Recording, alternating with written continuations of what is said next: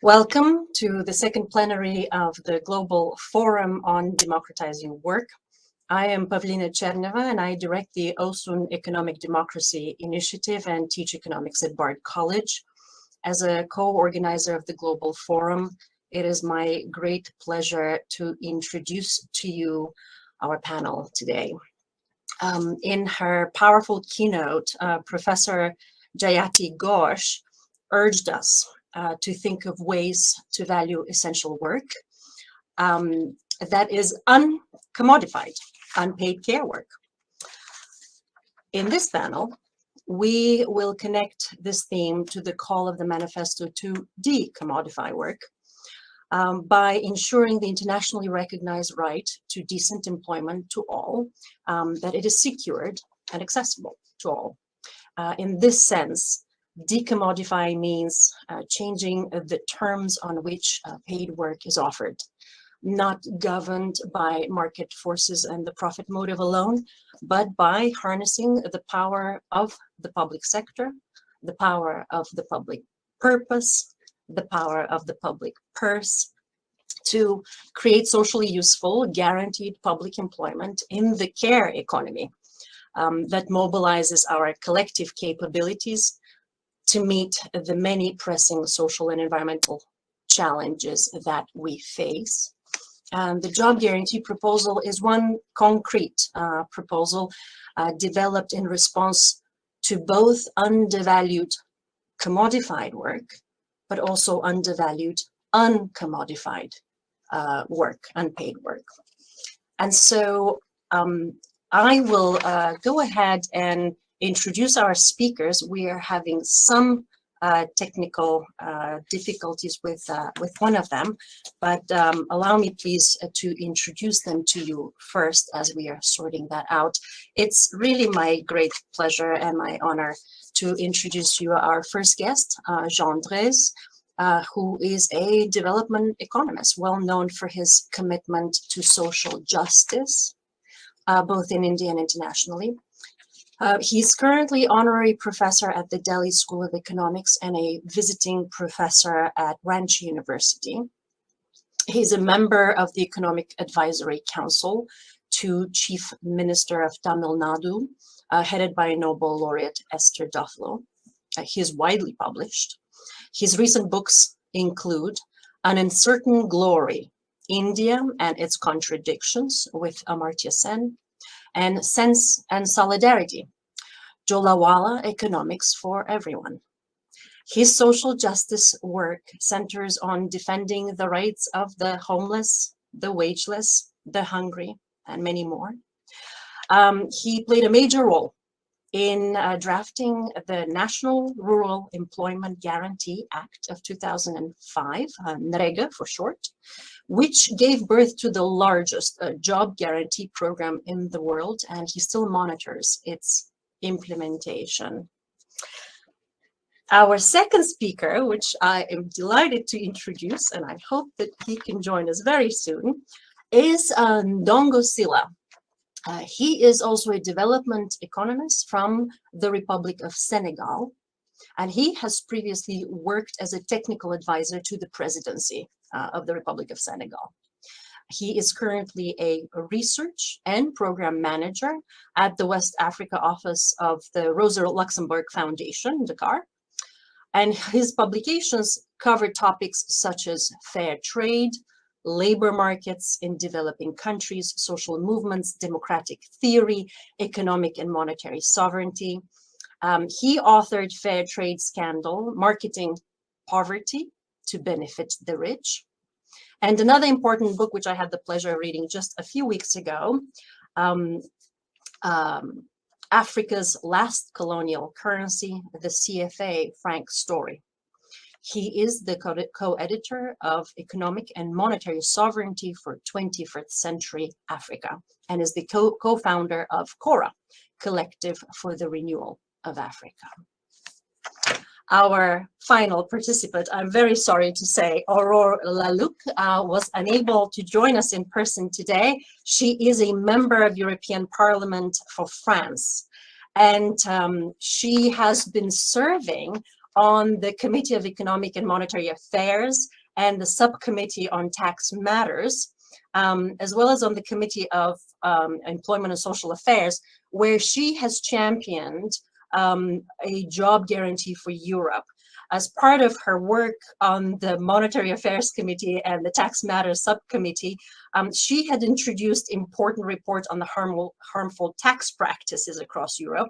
And with the breaking news around the Pandora Papers, the Parliament moved debate and vote on a number of agenda items she had introduced, which is the reason why she could not be here today. And depending on how our technical challenges evolve, we may be able to share a video message from her for you.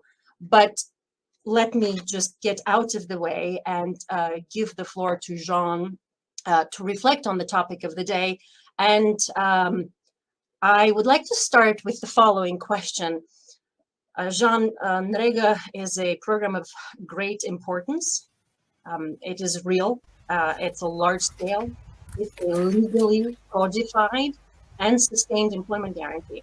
So could you please give us a sense of that experience, the importance of the human rights perspective, any valuable lessons from the years of experience, but also your own personal work? Yes, thank you, Pavlina, for inviting me to this panel and to this really exciting global forum. I participated in some of the earlier sessions, especially on job guarantee in Europe and the US, and it was really fascinating. There was a certain amount of curiosity about India's experience with employment guarantee and its relevance for other countries, including the rich countries. So I thought I should say something about that in my presentation. And let me say right away that I think India's Employment Guarantee Act, technically called Mahatma Gandhi National Rural Employment Guarantee Act, but I'll call it Employment Guarantee Act for short, or even just job guarantee. I think that is an initiative of immense significance for the entire world because it is a practical demonstration of employment guarantee on a large scale over a long period of time, already more than 15 years and going strong. This experience shows the feasibility, affordability, and sustainability of employment guarantee. India's Employment Guarantee Act can also be seen, I think, as a practical application of the three core principles that are being advocated in this global forum: democratize, decommodify, and decarbonize. All three, not just decommodify. Democratize, because India's job guarantee has been designed as far as possible as an employment program of the people, for the people, and by the people, where the workers not only do the work, but also participate at every step from planning to implementation, monitoring, and audit of the works. Decommodify, because India's job guarantee is an example of work being organized on a large scale outside the market system, and more importantly, I think, outside the profit system for a social purpose rather than for private gain. I should say purposes rather than just purpose, because the Employment Guarantee Act has many useful purposes. And finally, decarbonize, because many projects undertaken under the Employment Guarantee Act make a very important contribution to the protection of the environment. Now, just in case you think that I'm singing in the praises of the Indian government, let me clarify that it's not just the government's doing. In fact, the government often resists the implementation of the Act and has even tried to roll it back several times. So it's also about the contributions of a multitude of other people who have worked, campaigned for the Act, and tried to make it work. For those who are not familiar with the Employment Guarantee Act in India, essentially the Act gives every adult a right to being employed on public works within 15 days of demanding a job. That's the basic entitlement.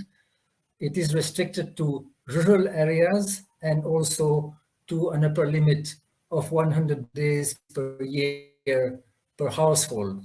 Otherwise, there are no restrictions, no eligibility conditions. You don't have to be unemployed. You don't have to prove anything. You just have to be an adult residing in rural areas, and then you can demand work at any time, and you are entitled to being employed on local public works within 15 days.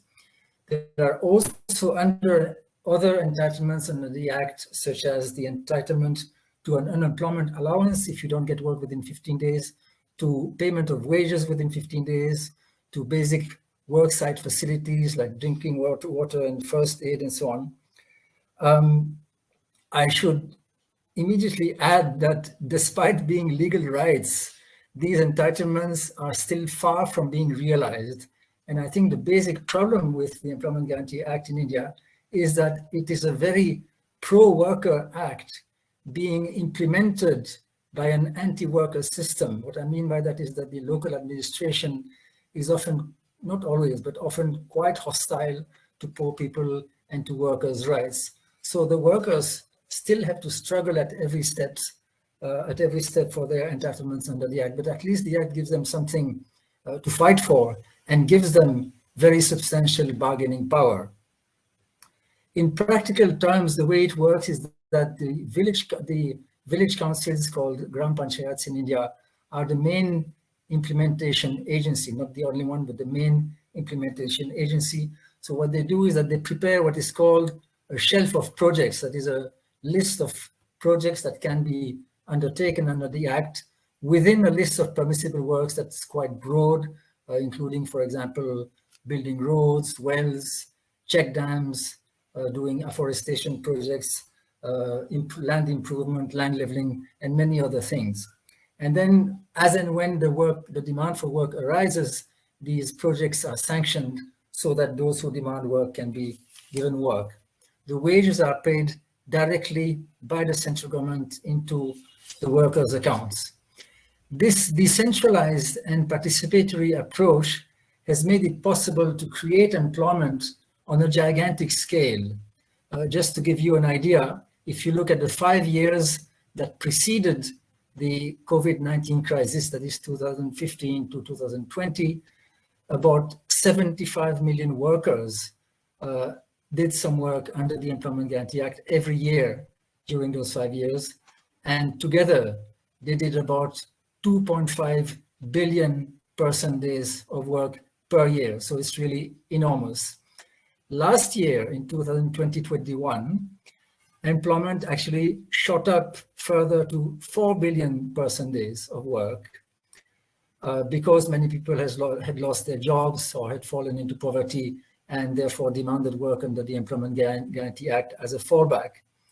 This vindicates one of the central arguments that are being made for a job guarantee in Europe today, which is that it would act as a counter-cyclical intervention in the economy. I should clarify that 4 billion person days, of course, is enormous, but it's still only about maybe 3% of total employment in the country. So it's still quite small relative to overall employment, but it matters a lot for those who demand work under the Act because they have no other alternative. Having said this, you will not be surprised to hear that there are many implementation problems, many concerns, and many failures also in the implementation of the Employment Guarantee Act. We could discuss some of them perhaps in the discussion. Very briefly, one chronic failure is the inability of the central government to pay wages on time and even to ensure that wages are reliably paid at all. And that, of course, defeats the purpose of trying to provide some security to the workers, and it also saps their interest in the program. Another continuing problem is corruption. The figures I have cited are official statistics. They are probably inflated to some extent. Even then, of course, the employment would be in tens of millions. But the problem of corruption continues. The Act was introduced in 2005 along with the Right to Information Act. India has one of the strongest Right to Information Acts in the world, very effective for many purposes. But the expectation we had at that time that the Right to Information Act would by and large enable corruption to be eradicated from the Employment Guarantee Act has not quite materialized, because it's one thing to find out that money has been siphoned off, and it's quite another one to find out who did it and to take action against them. And then I think that's where there's still a big failure. There has also been a very unhealthy trend towards centralization in recent years, which is contrary to the spirit of the Act, and also creates a big political problem, because in the initial scheme of things, every state in India, it's a federal government, so every state was supposed to have its own employment guarantee scheme. So it would have owned the schemes and got credit for them. But now, if a state does well with the Employment Guarantee Act, it's not very clear who gets the credit for it, because it's a national program. So that affects the enthusiasm of state governments in ensuring that the program works. And finally, very briefly, I think one of the disappointments in the Act is that there was an expectation initially that it would very quickly lead to a mushrooming of workers' organizations. And that, I mean, one of the main purposes actually of the Act was to enable the working class to organize, because something like 90% of the workers in India are in the unorganized sector and don't belong to a trade union. So the Employment Guarantee Act was seen as an important opportunity to organize. That has happened to some extent in some areas, but I think a lot still remains to be done. Finally, quickly, a word about the costs. The costs of the Employment Guarantee Act in India rose to something quite close to 1% of GDP in the initial years, and then it declined as a percentage of GDP because the wages were basically frozen in real terms, and the GDP continued to rise, in fact, quite quickly. So as a percentage of GDP today, it would be less than half of 1% of GDP, which is, of course, very affordable even for India. I used to think that in a rich country, it might be more difficult to do this because the wages are so much higher. But in fact, that is not correct. Today, I was looking at minimum wages as a ratio of per capita GDP in India and some European countries like Germany, France, and Belgium. And I was quite surprised to find that the ratio is very similar. If you have a full-time job at the minimum wage, it seems that whether you are in India or in France or Germany, you can earn roughly half of the per capita GDP over the year. So what this means is that there's absolutely no reason why the rich countries should not be able to do at least what India has done at their own minimum wage. In fact, it should be considerably easier, partly because public expenditure as a ratio of GDP is much higher in the richer countries, and also because the costs of unemployment for the government are much higher there. If somebody is in unemployment in India, they bear the cost. It doesn't cost the government very much. But in Europe, it costs the government a lot. In fact, one of the contributors in one of the earlier sessions today was saying that, if I got it right, it costs the government about 70% of the minimum wage to look after an unemployed person in terms of unemployment benefits and other benefits. So if that's the situation, then adding the remaining 30% and giving people a job would not be very expensive. It would be much cheaper in relative terms compared to what it costs in India. So by way of conclusion, I think I would say, go for it, just do it. If India can do it, I think every country in the world can do it as well. Thank you. Thank you, Jean. Thank you very much for this overview of this important program. I think the world definitely can learn a lot from it. And one lesson that seems to be repeated over and over again is that funding a program is always raised as a challenge, financing it, and yet the numbers are rather small, especially as compared to the kinds of other expenditures we dedicate to public sector goals, objectives, and of course the recognition that we pay for unemployment nevertheless. I want to turn to Ndongo and ask the following question. You are a development economist and you work at the intersection of labor markets and monetary sovereignty. How do you see, well, number one, the role of decommodifying work in the developing world, which seems to be the one that has experimented most aggressively in recent years with large-scale direct employment programs, but also in terms of how we connect the public purpose to guarantee decent employment to all with the public purse and the possibilities that it affords us. Thank you very much, Pavlina. It's great to be here, to be part of this important conversation. I profit from the occasion to say hello to Jean Drèze and congratulate him for his wonderful presentation. The question you raised is really important because employment has a very special status in, let's say, modern, let's say, capitalist society. It plays three essential roles. The first is that employment is a means of distributing purchasing power. It's also a means of accessing to adulthood and social citizenship. It's also a privileged mechanism of social integration. And insecure employment status generally correlates with economic insecurity, the enjoyment of limited socio-political rights, difficult social relationships, and psychological problems. That's why any decent society must allow its people to have access to decent employment.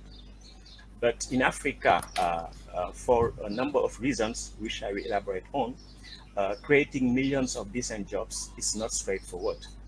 I will argue that if the decent employment challenge in Africa has to be overcome, African countries will have to follow a development model in contrast to the development trajectory of Western countries. And this alternative development model, as I first argue, will have to be oriented around the decommodification of work and the principle of the right to employment. This is really important, especially in the context of developing countries and in Africa in particular. Why? Because there are a number of stylized facts which are really important when it comes to employment relationships in Africa. The first stylized fact is the malabsorption of the labor force or the waste of human resources. And this malabsorption could be seen through the form of open employment, open and involuntary unemployment, which we could see in urban settings, especially in middle class youth and graduates. But the major form through which this waste of human resource is, let's say, visible is through underemployment. And when we say underemployment, we say that low productive jobs in the agricultural and informal sectors. So we have the realities such as inadequate working hours, inadequate incomes, inappropriate working and contractual conditions. In the context of Africa, decent wage employment with entitlement to decent incomes and meaningful social protection is the exception rather than the rule. And wage employment in itself is not generally the dominant status in terms of employment relationships. The dominant status are the self-employed, including in urban areas. The women tend to be overrepresented in these forms of precarious employment status, self-employment, family aids, and unpaid family workers. Another stylized fact about Africa is the high population growth. Africa is a region with the fastest growing labor force today.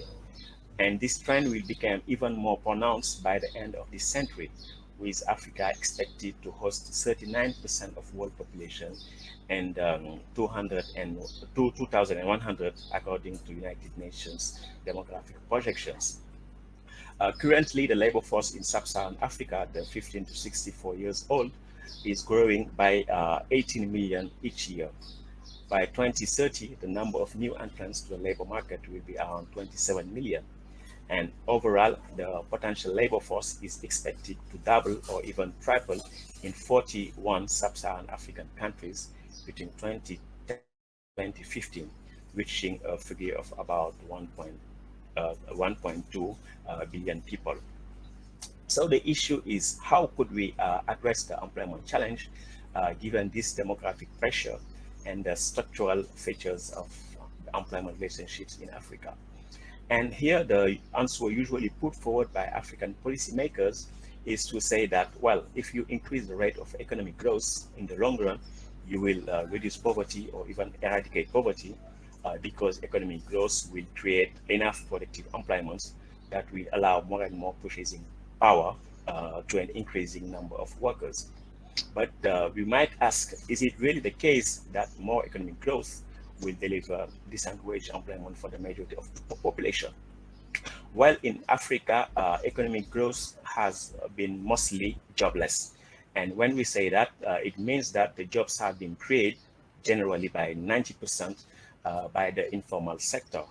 And even the jobs that have been created in the formal sector are informal to the extent that they do not often provide, let's say, social protection and good contractual protections. To take the case of my country, Senegal, between 2012 and 2018, GDP has grown 6% on an annual average, but there was no net creation of jobs in the modern sector during that period. And if you take also the experiences of countries like India and China, which are demographic powers, you see that the economic growth design job creation nexus could be problematic. You take the case of India's real GDP. It increased tenfold between 1917 and 2014. Yet most of the employment is informal, and the share of formal decent employment is around 10%, and more than 1/3 of the workers are still involved in the agricultural sector. You take the case of China during the same period, 1970 and 2014, you see that the real GDP per capita has increased by a factor of 44. The Chinese economy created a lot of jobs, namely in the manufacturing sector, and seemingly decreased its demographic pressure through the so-called one-child policy. But despite the tremendous economic progress achieved by China, around 20% of the workers are still involved in the agricultural sector. So what are the lessons we could learn from India and China? Is that they faced in the past and now less demographic pressure than Africa is expected to face during the 21st century. Both China and India have tried to slow the increase of the size of their workforce. India by withdrawing women from the labor force and making their labor invisible, China through a drastic anti-immigrant policy. But also they have experienced significant economic growth rates over the past 5 decades. They have not been able to absorb most of their labor force into decent wage jobs. And there is another reason why the job creation in Africa will be more challenging during the 21st century.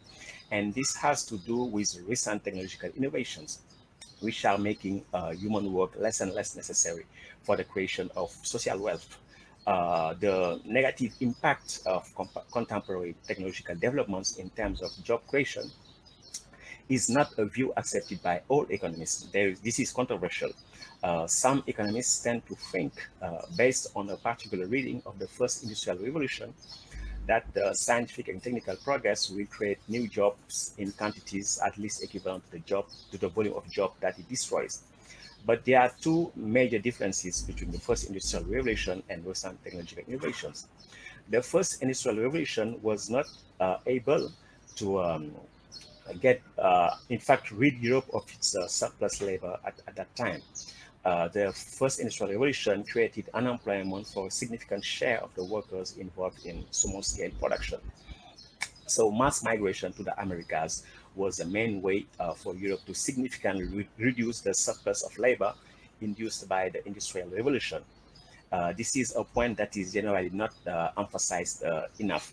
And in their book, A Theory of Imperialism, of Utsa and Prabhat Patnaik, they wrote, quote, between 1821 and 1915, over 16 million persons migrated permanently out of Britain, a number larger than Britain's 1821 population. British immigration alone made up 36% of all immigration from Europe during this period. The average number of persons migrating every year from Britain over this period works out to nearly half the annual increase in population, and end of quote. So currently, in fact, there is little prospect for, let's say, strong migration from the global south to the global north. At current immigration rates, if you were to relocate 10% of the poor population from the south to the global north, it would take 200 years, according to data from economist Franco Milanovic. This implies for Africa that it will not be able to export its surplus labor. Mass design jobs will have to be created within Africa. The second major difference between the first industrial revolution and the current wave of technological innovations is that the current wave, in fact, have an impact that is transversal. That means no economic sector, even services, are not, let's say, spared by this let's say, tendency to reduce the share of labor in the creation of social wealth. So people will have to create, let's say, new ways of finding employment. And normally, the agricultural sector will not be the place where jobs will be created, because during the process of economic development, the agricultural sector has to release the workers for the benefit of the secondary sector and the services. But the thing is that the manufacturing sector, which has been traditionally labor intensive, no longer creates as many jobs as it used to. And this reality is referred to as premature deindustrialization by some economists such as Danny Roddick. And this means that deindustrialization occurs at an income level far below that at which the deindustrialization process began in rich countries. And so that means the accelerated automation of the manufacturing sector could result in, among other things, a reshoring process. That means a relocation processes away from the global south to the global north. In this context, it is likely that Africa will not benefit as much as Southeast Asia from outsourcing processes driven by differences in unit labor cost. The implication would be that if Africa aspires to industrialize and export competitive products, it too will have to go down the road of automation, robotization, and computerization.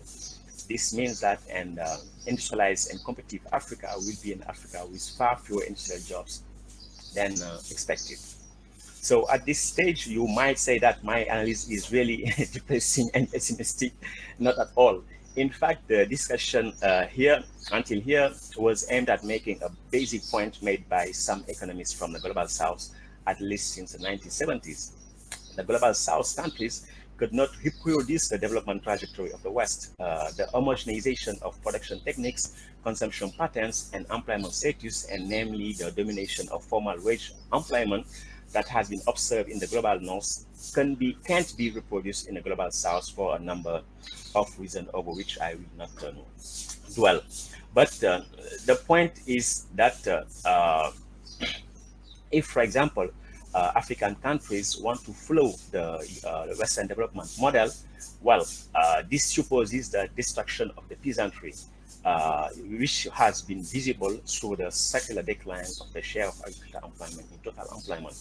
In the global south, replicating this process of the destruction of the peasantry would only lead to the increase of the size of the informal sector and the proliferation of slums. So based on this picture, my assessment is that African economies cannot create decent wage jobs for the majority of their workforce, given the current economic model and foreseeable trends. So the question is, what kind of progressive policy options do this context leave us? What kind of policies do we need beyond normal policies to boost industrialization, economic growth, and small and medium enterprise development? And from my own perspective, it will be paramount that access to a decent income, to meaningful social protection, and to opportunities to finance economic projects be delinked from the holding of a formal wage job. In other words, workers' purchasing power and social citizenship should not be made dependent on having a protected formal sector job. Given the demographic challenges of Africa, the current technological trends, and the impossibility to replicate Western development trajectory, the decommodification principle requires for me at least 3 policy moves. First, putting in place a job guarantee scheme so that the right to employment is given a firm practical foundation. Second, helping rural farmers, especially women, have access to land, affordable loans, and good prices for their products. In rural settings, the right to employment often means the right to sustainable livelihoods. And third, granting universal social protection independently of employment status. By social protection, I mean at least access to health coverage, retirement benefits, income security for people that can't work. We could also enlarge it to include other aspects of social provisioning, like access to safe water, education, etc. Needless to say that in the society that we hope for, the goal is not to create jobs for the sake of creating jobs. It's rather to meet all social needs in the most economical and environmentally sustainable way possible on the one hand, and to facilitate the pursuit of social activities that are meaningful to people on the other hand. Thanks for your attention. Thank you, Ndongo. I really appreciate your overview of both the demographic challenges that the continent will face, but also the point that we are really not helpless in the face of the technological and structural changes that the economies are experiencing, and that you know, in linking your comments to the broader conversation we engaged in rethinking the economy as a project overall. That indeed we realize on daily basis, and more acutely in the midst of crises and pandemics, that how many unsatisfied social needs there are. We are faced with a looming climate crisis, and there seems to be no shortage of work to do. And the direct employment solution is underutilized. And the public sector has not led the way in which it can. And even if I'm hearing Jean's comments correctly, that we can do so much more, that the public sector indeed has embarked on a unprecedented large-scale project that is still short enough relative to what our needs are, both in terms of economic security, decent employment, etc. I will just take another minute to very briefly convey the comments of Aurore Lalucq, who sent us a video, and we will provide it in our expo. If you would please go and visit the button on the platform. There are lots of special videos and interviews there, and the full recording will be available there. But in the developed world, a lot of the conversation around the job guarantee has centered, in fact, on the urgency of the climate response. In the US, the job guarantee was part of the Green New Deal. Aurore's own work at European Parliament carefully thinks through what does it mean to have just transition for workers, as articulated by the Paris Accord. How do we ensure that as we phase out fossil fuel employment opportunities, we have an assurance, security for decent employment to those who have worked there? And she takes inspiration from the Civilian Conservation Corps and the experience of the New Deal as a template of which way we might go forward. I had done a little bit of work with her, and going back to Jean's point, we had calculated that in France, indeed, the subsidies that are provided to private firms in the name of job creation are in fact quite enough to provide every single unemployed person with a living wage employment opportunity. And thus the question of finance is raised often as an obstacle, and yet time and again we see that we have full financial capacities to address those pressing needs, COVID being the most important illustration that country after country overnight was able to appropriate large budgets to address COVID needs, and yet we don't seem to muster the courage and the financial resources to do the same for ongoing needs and employment. So I want you to, take a bit of time before I turn to the questions and maybe answer this. What other obstacles do you see? How do we respond to sort of conventional concerns with these programs?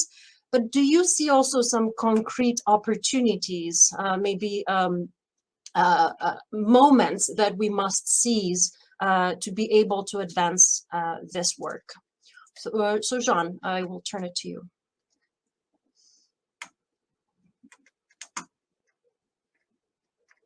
Unmute, would you please? Very sorry. No, I was saying that I think there's a great opportunity now, because judging from the discussions in this forum, there's an enormous interest now in employment guarantee across the world that didn't exist, let's say 10 years or maybe even 5 years ago, except in specialized circles. So I think that there is an opportunity now. You know, if you look at India's Employment Guarantee Act, and I'm sure it will be the same everywhere, it was a big political effort. I mean, it's not like the government suddenly decided this is a nice way of doing things, and why don't we introduce an Employment Guarantee Act? It was a long battle. In fact, it goes back to the 1970s. Maharashtra, the state of Maharashtra in India, already had an Employment Guarantee Act from the 70s, and the National Employment Guarantee Act built to a large extent on that experience. So whether you talk of Maharashtra or India, there was a big political battle that led to the enactment of the Employment Guarantee Act. In fact, 20 years ago, nobody in India, in their wildest dreams, would have thought that we could have a National Employment Guarantee Act. And it actually came at the end of a series of rather unlikely political events. So I think one has to build a movement. And I must say that from what I heard today and yesterday, for the first time, I had some real hope that there might be such a movement very soon in many countries. So I think this is really the time when the iron is hot, and one has to make the case as much as possible from all kinds of different perspectives. Thank you, Ndongo. If you would.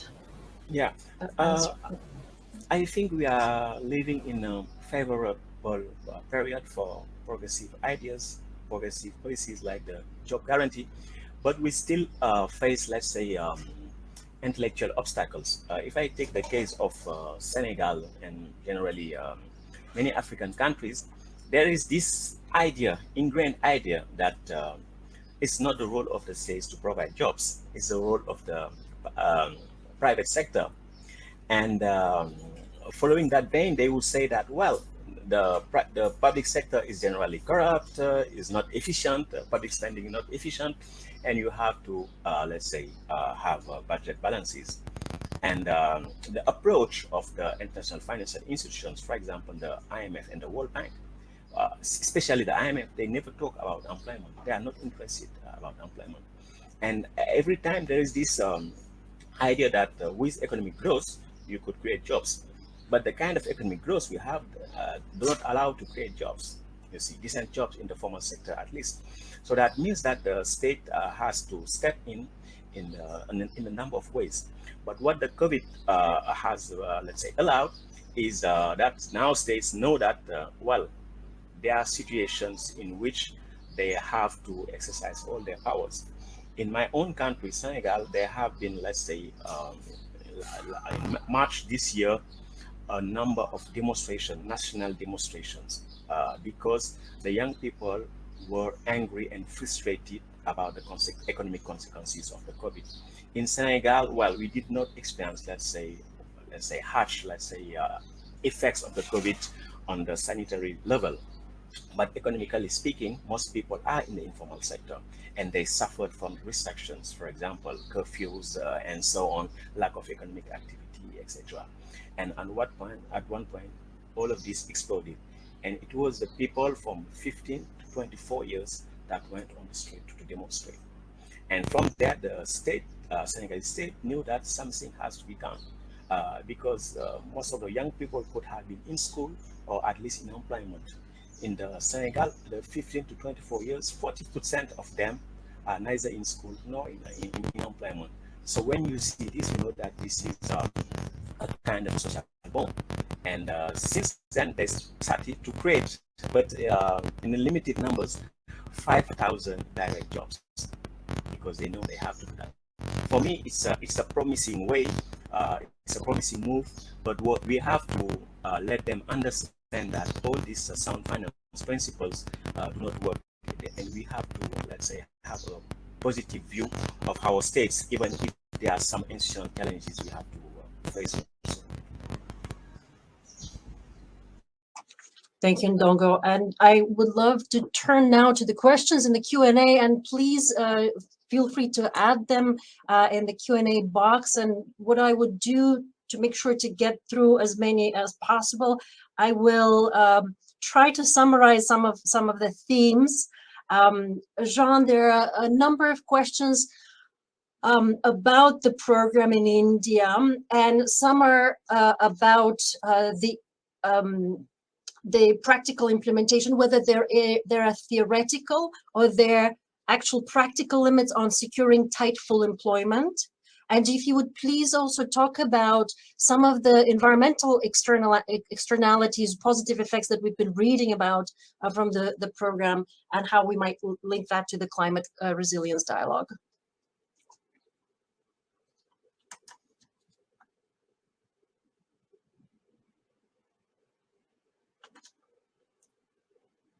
Just unmute if you can, please.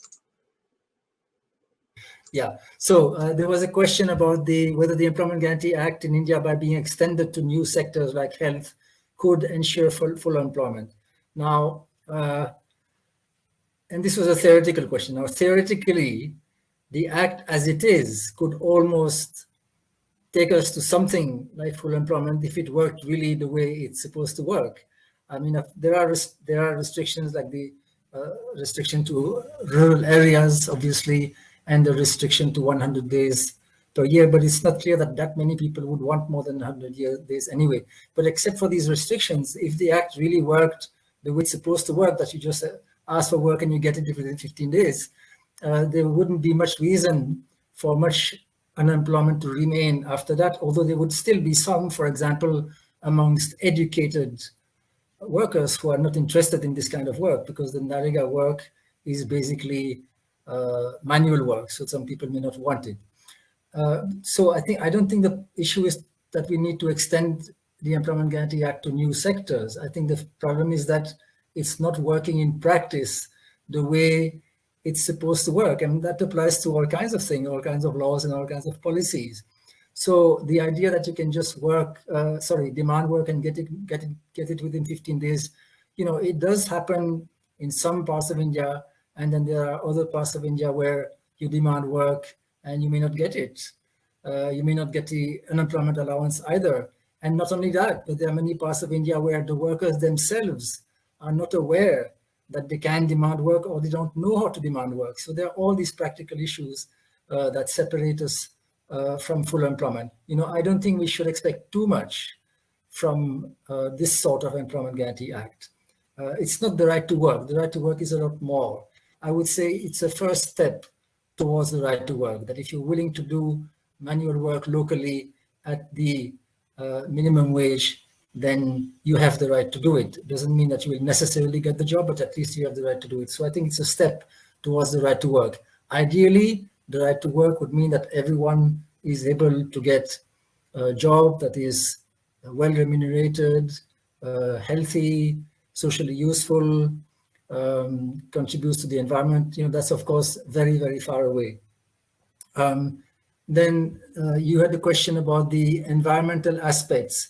So what I said is very simple, that many of the works being undertaken under the Employment Guarantee Act in India are environmental works or works that contribute to environmental protection. For example, in Jharkhand, which is the state where I live, there's an enormous scope for water-related works, water conservation. Jharkhand is a kind of mainly has a hilly terrain and pretty good rainfall. And if the water resources were used better, that could contribute both to better economic prosperity in the rural areas and to the protection of the environment. And that's one thing that NREGA does. For example, nearly 100,000 wells have been built in Jharkhand under the Employment Guarantee Act. And the economic returns on these wells, by the way, are pretty high. And they are also very good for the environment. And basically what the act does is, you may say, if the returns are high, then why are people not doing it in the first place? Well, the reason is obvious. They can't afford it. They don't have access to that kind of credit, and they can't take the risk because it's a little bit risky. I mean, the well may collapse while you're building it, and then who is going to pay for it? So what NREGA, the Employment Guarantee Act, does is that it enables people to make these investments, which are very productive, but not that people cannot do on their own. And it also contributes to the environment. Sometimes it's the first goal. I mean, there are explicitly environmental projects in the list of permissible works as well.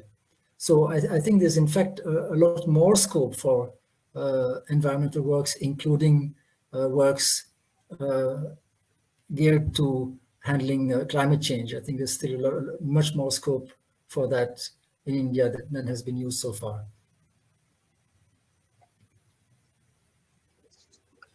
Yeah, thank you. And it seems that one of the benefits, of course, of public employment is that it redefines what is productive work, that so much of the work that is being done may or may not have an obvious commercial return, and yet the work is essential and necessary. The planet is not always a paying customer, and yet it is experiencing the kind of devastation that we need attending to.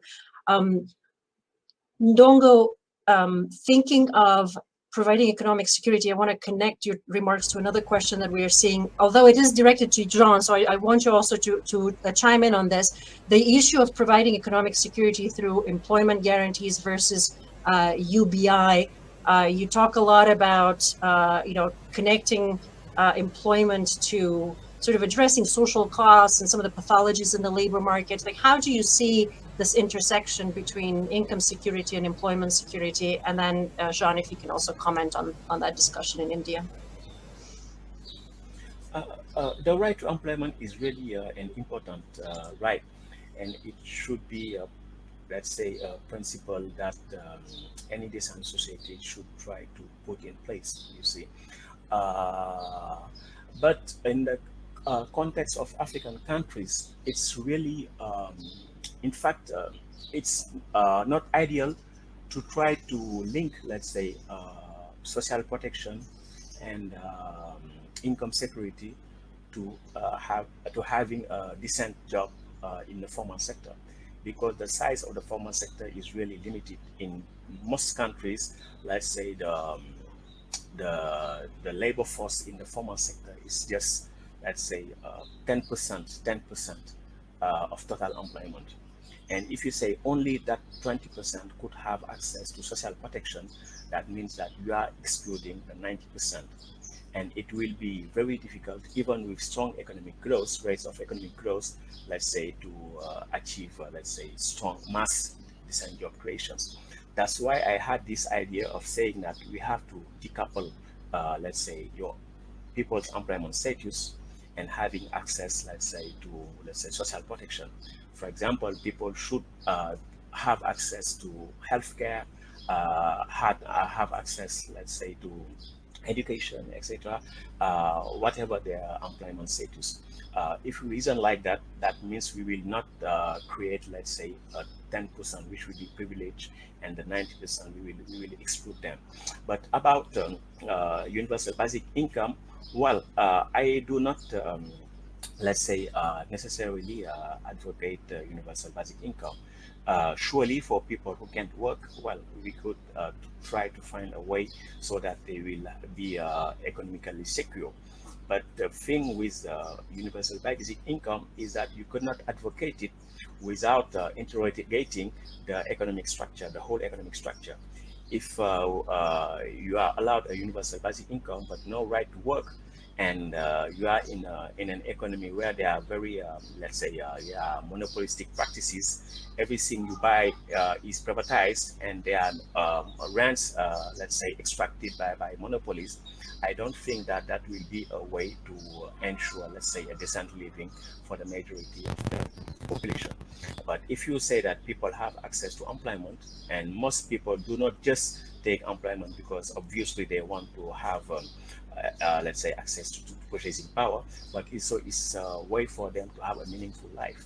So that aspect also is really important. You could give money to people, but they will stay at home. They will have nothing to do. And during the COVID, that's what we saw. Many people stayed at home and have nothing to do. And you see, for example, in countries like Japan, there were a lot of suicides, etc. So that means that beyond the economic, let's say, rationale of having access to purchasing power, let's say, having employment is something important for many people in order to have a meaningful life.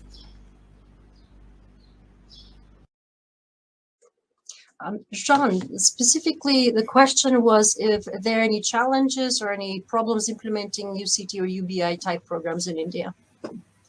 Okay, so I think the first point we must bear in mind, especially in a country like India, which has reasonably democratic institutions, is that public policy doesn't proceed by optimization, by, cost benefit. We have this option and that option, we have UBI, we have employment guarantee, and how can we get the best of it? I don't think it even proceeds so much by expert advice. It proceeds mainly through democratic practice and political action. And in the last 20 years in India, through democratic practice and political action, a number of very important social security schemes and laws have been put in place, including not only the Employment Guarantee Act that we talked about, but also the National Food Security Act, which is at least as important and really saved the day in the last 2 years in this COVID-19 crisis.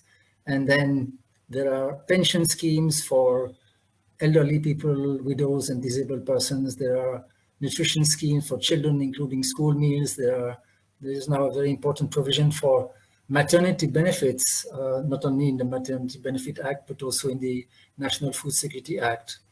So my view is that these hard-won gains should not be given up until we have something clearly better in front of us, that we have a good reason to believe that it will succeed.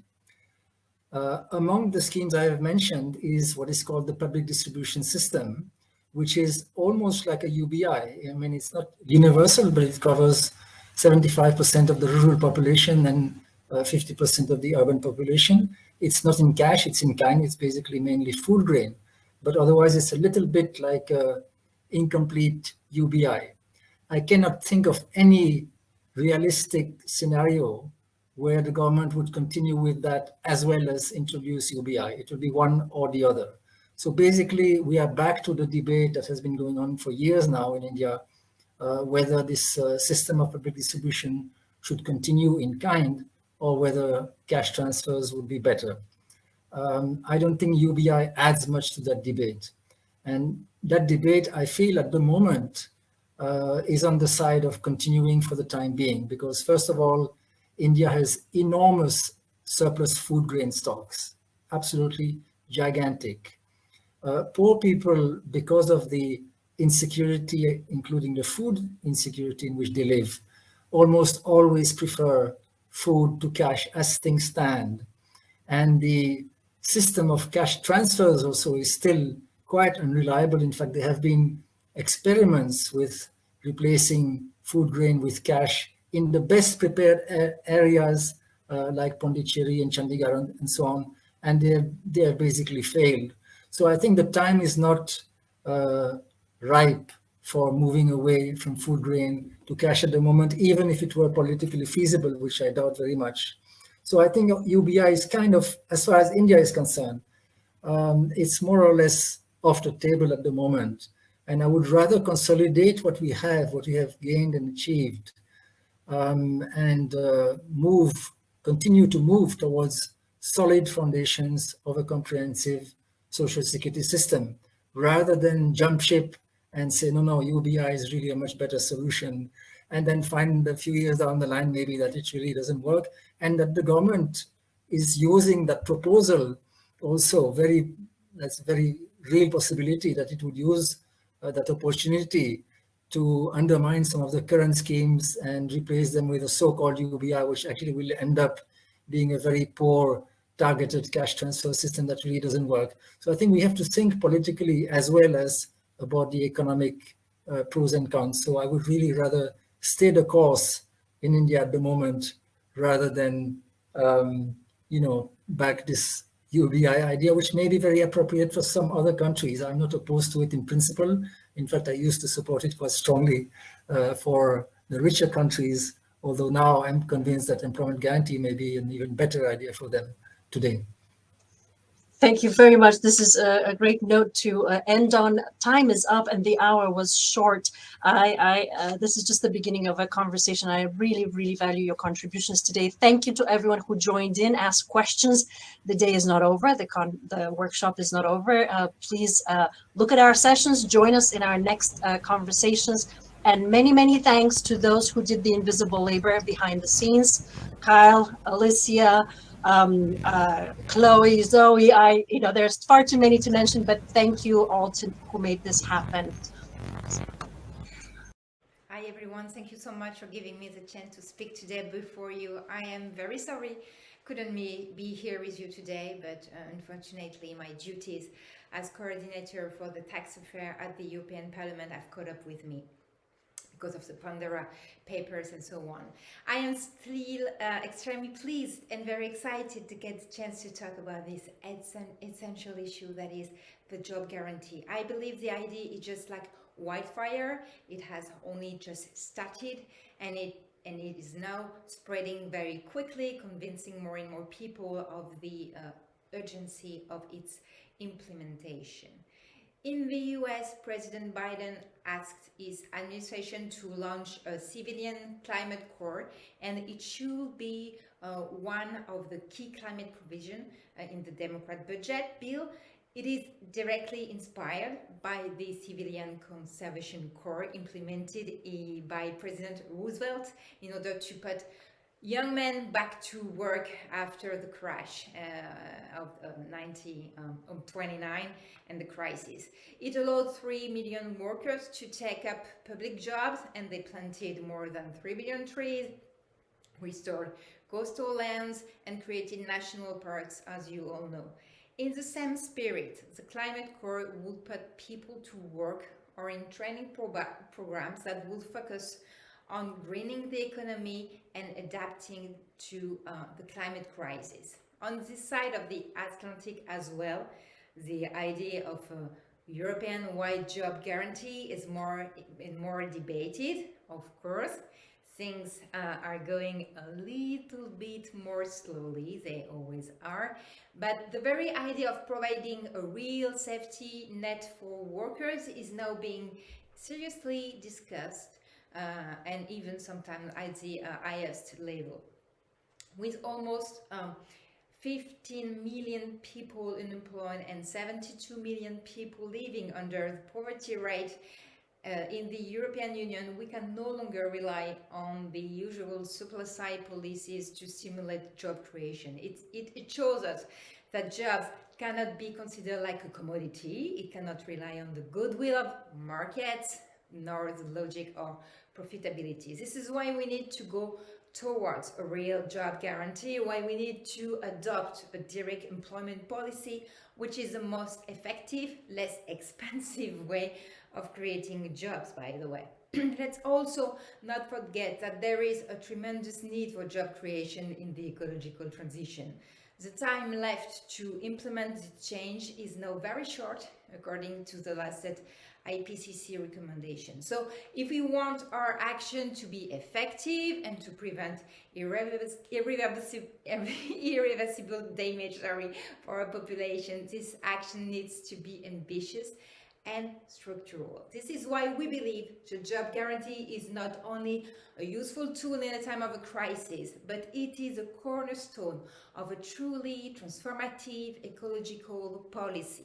By providing a job to those who want to work, this program offers a double benefit of reducing unemployment with all of its terrible consequences, while providing the labor force we need to reorient our economies towards a greener, more sustainable model.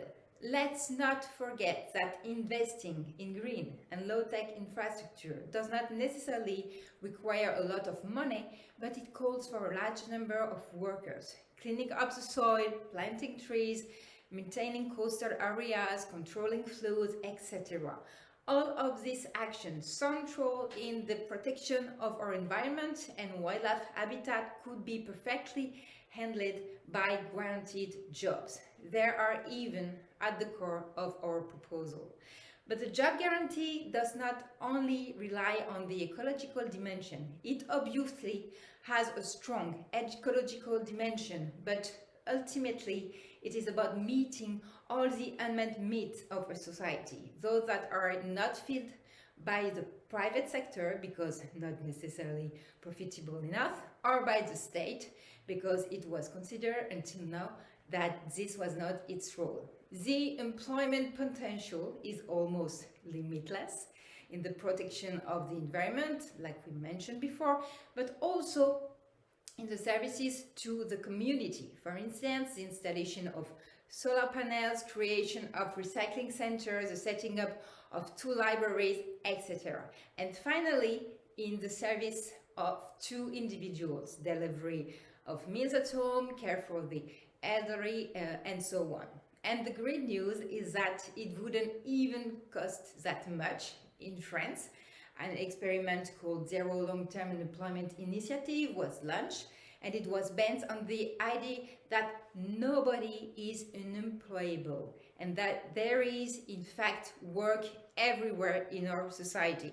We just need to create jobs.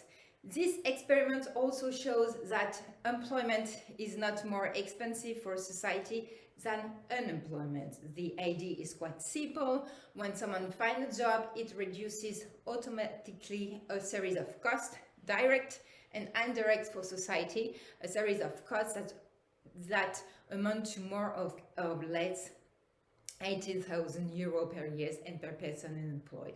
So we can take this money and convert it into a salary. Of course, the implementation of such a job guarantee mechanism, if implemented on a larger scale, mechanism will entail institutional and administrative costs that cannot be neglected. This is where Europe's come in. Our proposal is that the European Union starts funding job guarantee experimentation in the different member states as part of its action against unemployment and for jobs. We can do this actually with mechanisms like SURE that was designed to help member states finance partial unemployment during the COVID crisis, or by creating new instruments.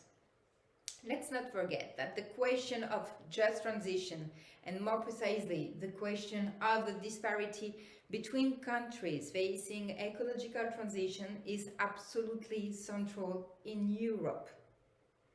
To be clear, how do we prevent hundreds of thousands of people working in carbon industry, especially in Eastern and Central Europe, from falling into unemployment? How do we make sure these people are offered an alternative, a training and a job? How do we make sure the social dimension is not left out in the ecological transition? I believe the answer, one of the answers, is job guarantee. And I believe this argument could be key in the case for the job guarantee at the European level. Finally, implementing a job guarantee at the European level would be a great way to counter the effect of our economy ups and down. And like my friend Pavlina, Tcherneva really clearly demonstrated, unemployment spreads just like an epidemic. Put it simply, one unemployed person throws another one out of work. Not only does it propagate in a geographic pattern, but it also inflicts severe consequences on individuals.